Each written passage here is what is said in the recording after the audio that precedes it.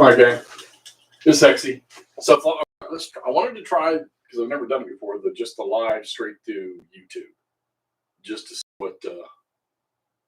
how this sort of responds or reacts to it. But anyhow, so yeah, I'm playing Shiloh, I'm playing the campaign game, and I wanted to do the updated review of the game as we get ready to start the 9 a.m. turn. So I don't know if it's following the historical path, okay, completely, but the Confederates have placed into a bit of a shambles the 6th Division of Prentiss from the Army of Tennessee and pretty much Sherman's. You'll notice that Prentiss, the 6th Division, they're combat ineffective. Why are they combat ineffective? Well, because they've got most of their units are over there in the routed box. So it doesn't eliminate them, doesn't make them, just makes them kind of somewhat worthless for right now. But they're going to, you got Hurlbut coming right behind him. Hurlbut's dice roll objective was this intersection. He's reached it, and everybody's in command now from his division. So now he'll be able to form a line here, and hey, if I remember right, here's Davis's wheat field. Here's the hornet's nest area right in here. So they're going to get into formation, and you got to stop the Confederates from getting down here to Pittsburgh Landing.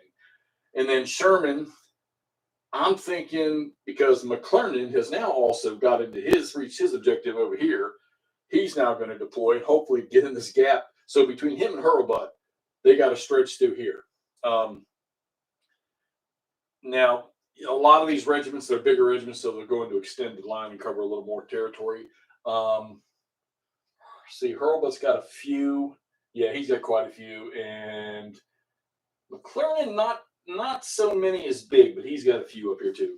Sherman's not a total mess, and he can probably wheel back and get on McClernand's flank over here and see what they can't form some kind of defensive here. You still got one more division down over here that's going to be activated this turn, and as a matter of fact, that's Wallace's, and he has 3 activations, and he's got 1 regiment that's out of command, so he'll be able to make some good ground coming forward. The unit cannot go into march mode yet. I think it's on the 10 a.m. turn. Yeah, the 10 a.m. turn, they can use march mode.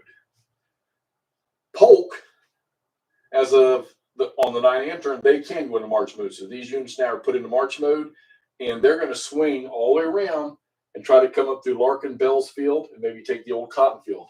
And at the moment, I don't see any Union forces that are going to be able to get there on this turn to set up and stop them, because, like I say, the Union can't go into march mode yet. So this is going to be interesting for them. Cleburne, which he's taken a few losses, but he's not even close to being wrecked or anything. He's actually done a better job with Sherman than I thought. Now, Sherman also has 1, 2, 3, 4, 5. He's got 5 regiments over there in the routed box, all right? And like I said, Prentiss has 5 over there in the routed box, all right? And then they've also got one of their scouts or skirmishers that were out front. They've also got one of those guys that are over there in the eliminated. They're in the eliminated box. So right now, after the 9 a.m. turn, the Confederates own, is it this field right here? Lost Field. And they got, let me put backwards here. For Lost Field, they got 5 victory points in Spain's field. So wait a minute, Lost Field is on the 9 a.m. turn. So at the end of this turn, they'll get 5 points if they still hold this field right here. And they already hold that field after the 8 a.m. turn, so they've got 5 victory points for that. So, hey, this is where this is going. And like I said, I wanted to use the test the live stream on YouTube just see how this works. I know it's not going to be in 4K, even I'm using a 4K camera, but I was wondering what it looked like. So there you have it. Polk going into march mode. Breckinridge is going to come up here and support this main attack in here. And right now, all of the Confederate units, they're all in great shape, and they're going to keep pushing. They're going to knock Prentiss completely out of here. I want to get them into McClernand's face or Hurlbut's face before he can get deployed. And I need Cleburne and them to finish working on Sherman over here. And right now, the special rule for routing applies to the end of the 10 a.m. turn. So the Yanks got this turn and the next turn where they have that special route rule that you roll for, and they go routed off the map over there into the box, and then these leaders got to put them back on. And also, we had 2 leader casualties. I believe Hildebrand from Sherman's division. Yep, he was hurt. He's been replaced. And Peabody was wrecked, or he was also killed in the fight. Yep, and he's been replaced. So you got 2 Union leaders that went down in that last turn, and of course you replaced them. And since neither one of those had any regiments on the battlefield, they're not dead because their regiments are routed. You put their replacements back with their senior commanders, which would be with Sherman and with Prentice. So, all right, well there you have it. I'm going to start this next turn, and we drew the initiative went to the Confederates. I'm going to start with Bragg because I want that push. I thought about doing Polk in march order to go ahead and get them because they can move quite a distance over here and get potentially into Larkin. I mean, I think if I pushed them with all 4, they'll fatigue, but I think they could just about get into Larkin Bill's field, and then on the next turn maybe start deploying. So. And start pushing towards Pittsburgh Landing. This is going to be interesting because now with Wallace back here near Pittsburgh Landing having to activate, I have to roll a dice for their objective. As a matter of fact, you know what? We'll do that right now. So we got this chart right here that you probably can't see, but on the bottom one there is for Wallace, and I'm going to roll. All right. So we'll go ahead and roll for Wallace's objective. He rolls a. I'm going to roll 1 dice. Sorry. He rolls a 1. And Wallace is going to go to 29. Oh, boy. That ain't good.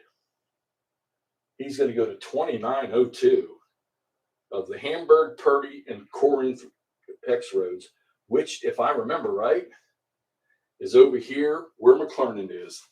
Ouch. That is not good. The plight of confusion. So let me take this off of here since Hurlbut's already reached his. All right. And now McClernand has got to come all the way over here. Wow. That's and he cannot deviate from his plan until he personally gets here. And then his entire division is all in command. And then he can change his order. So this is going to be wow. This is going to be an interesting development here for about the next turn or 2. And they can't go into march order, so. And Grant comes on the board. He's over to Pittsburgh Landing. He's coming into the battlefield now. So, all right. Well, hey, there you have it, guys. We're going to move on with this and play away. I may try to get me an activation or 2 done here. But I wanted to see what this looked like. John Howley, that's you sitting there. What's the picture look like to you, brother?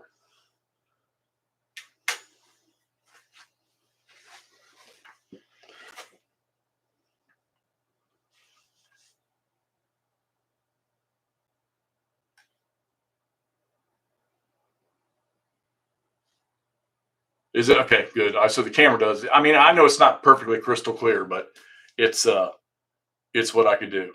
Like I said, I just want to get the stream up and do this review of the last turn. So appreciate you popping on, or at least give me a comment to let me know. So, all right, I'm going to close this thing out and let this video post for everybody else to see. Talk to y'all soon.